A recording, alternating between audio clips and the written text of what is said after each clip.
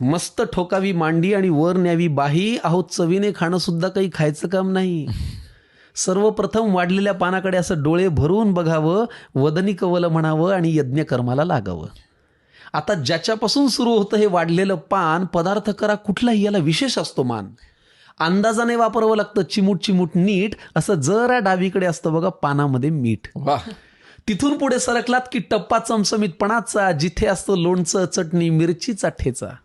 कितीही पथ्य असलं तरी हे खावंसं वाटतंच आणि भल्या भल्या खडकांच्या तोंडाला इथे पाणी सुटतंच. चटण्या म्हणाल तर जवस, कारळ, लसूण, शेंगदाणा, आंबा लिंबाच्या लोणच्याचा चाटावा चवदार बाणा.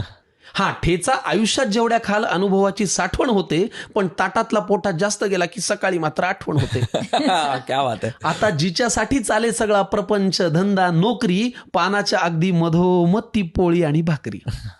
गोल गोल गरम गरम अशी आईनेच पानात वाढावी, पापुद्रा काढून आतली खमंग वाफ आपण काढावी.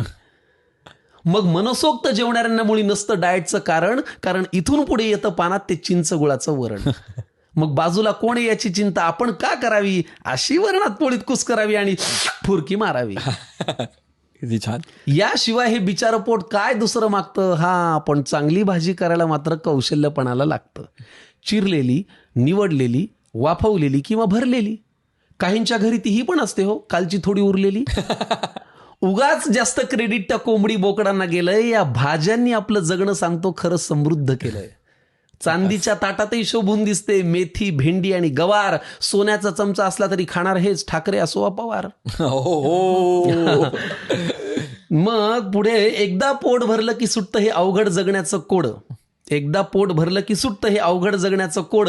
पण मन भरायला लागतं ना मंडळी या देहाला गोड.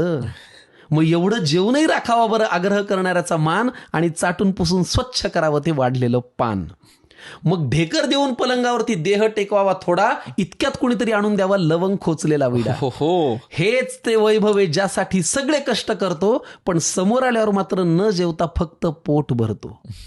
त्यामुळे हे रक्त पिणारं यंत्र तुमचं जरा बाजूला ठेवत जा आणि पानावर जेव्हा बसाल ना मंडळी तेव्हा मन लावून जेवत जा.